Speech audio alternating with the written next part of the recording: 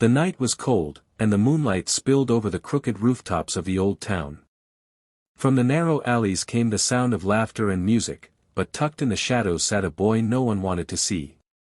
His back was bent, twisted since birth, and every child who spotted him would mockingly call him Hunchback. His real name was Elias, though very few remembered it. Elias had grown used to the pointing fingers, the pitying looks, and the whispers behind his back. Yet what hurt him most was not their cruelty, but the fact that he believed them. He had come to see himself as they did, an eyesore, something broken. But deep within, he carried a secret hunger, not for acceptance, not for kindness, but for love. And love, he would soon learn, can take the shape of both salvation and ruin. The seed of longing. Elias lived in the bell tower of an abandoned chapel, a place where pigeons cooed and dust hung heavy in the air. From that height, he often gazed at the square below, where merchants laid out fabrics in bright colors and children ran freely.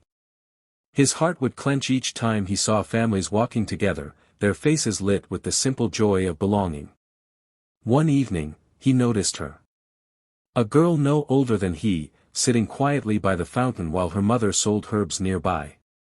She had hair as black as coal and eyes that seemed to reflect every flicker of torchlight.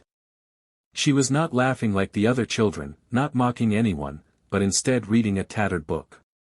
Her stillness drew Elias like a moth to flame.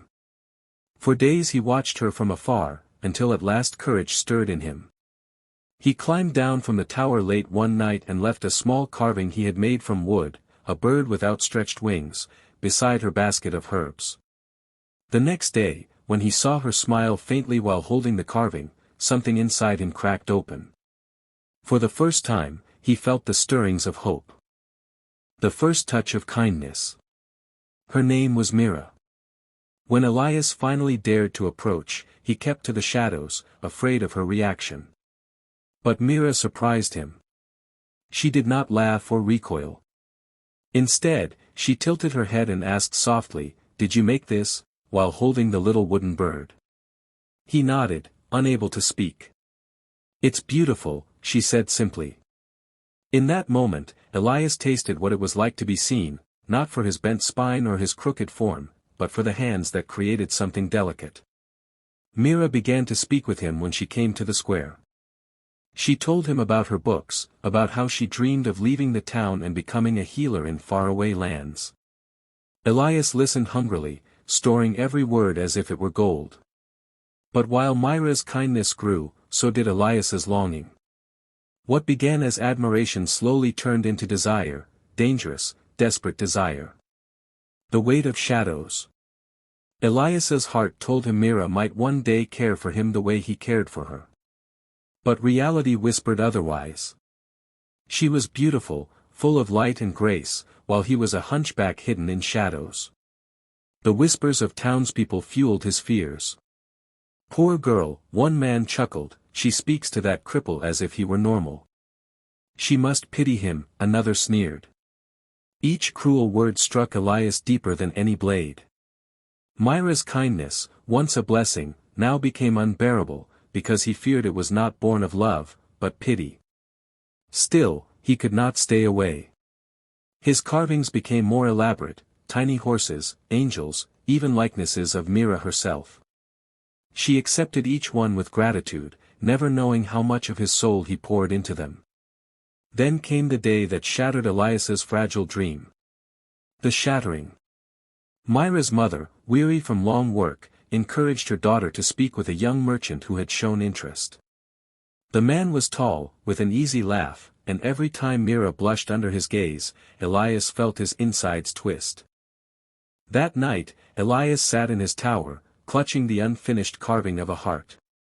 His chest ached with something darker than loneliness. It was jealousy, sharp and burning. He hated himself for it, but he hated the merchant even more. A storm raged outside, lightning splitting the sky. Elias whispered to himself, "If she loves him, what am I? Nothing. Less than nothing." But another voice answered within him, soft and dangerous, "You could make her yours. You've been invisible too long. Take what you deserve." The Descent. The next week, Mira continued meeting the merchant by the fountain. Elias watched, his hands trembling, his breath ragged. He began to carve something new, not a bird or angel, but a mask. A mask with a smiling face. One evening, while the square was crowded, Elias approached Mira wearing the mask. She did not recognize him at first. "Who are you?" she asked playfully. "I'm a friend," he said, his voice lower than usual. He handed her a bouquet of wildflowers he had stolen. Mira laughed softly, touched by the gesture, but Elias could see her glance back at the merchant waiting for her. That look pierced him deeper than all the townsfolk's cruelty combined. The twist of fate. The following night, Elias could bear no more. Mask in hand, he approached Mira while she walked home alone. His heart pounded. He planned to tell her everything, that he loved her, that he was the one behind the carvings, that he could not live without her. But fate has its own designs. Before Elias could speak, Mira stumbled, her basket spilling herbs onto the ground. He rushed forward instinctively, catching her arm. The mask slipped, revealing his face. Mira gasped, startled, then realized. "Elias," she whispered. Her eyes softened with recognition, but Elias saw something else in them too, something he could not bear to name. Pity. "No!" Elias cried, backing away. "Don't look at me like that. I'm not your charity." Mira tried to reach for him. "I never thought of you as." But he was already gone, running into the night, consumed by rage and despair. The breaking point. Days passed with no sign of Elias. Mira searched the square, worried, but the townsfolk muttered that the hunchback had finally vanished, perhaps for good. In truth, Elias had locked himself inside the bell tower, carving obsessively. His hands were blistered, his eyes bloodshot, but he could not stop. He was making something vast, a grotesque figure, half angel, half demon, its wings twisted like his spine. It was, in his mind, the reflection of what he truly was. One stormy night, Mira climbed the tower steps, having discovered where he lived. She entered quietly, seeing the monstrous carving looming over Elias. "Elias," she whispered, tears in her eyes. "Why are you doing this?" He turned to her, his face hollow, his voice trembling. "Because this is me. This is what you see when you look at me. Isn't it?" "No," she said fiercely. "I see someone kind, someone who creates beauty even when the world gave him only pain." For a moment, hope flickered in Elias's chest. But then thunder roared, and he remembered the merchant, the laughter, the pity. His hope curdled into bitterness. "You'll leave me, Mira. Just like everyone else." And with that, he struck the half-finished carving, shattering it to pieces. Conclusion: the silence of the bells. After that night, Elias was never seen in the square again. Some claimed he left town, others whispered he had fallen from the tower in despair.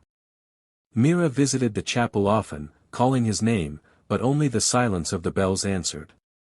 Yet sometimes, on nights when the moonlight bathed the rooftops, people swore they saw a shadow moving through the tower window, a hunched figure, still carving, still watching.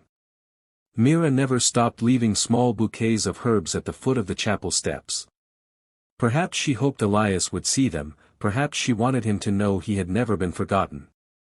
And so, the tale of the hunchback became both legend and warning in the old town. A story of love twisted by longing, of kindness poisoned by self-loathing, of a soul who only ever wanted to be loved.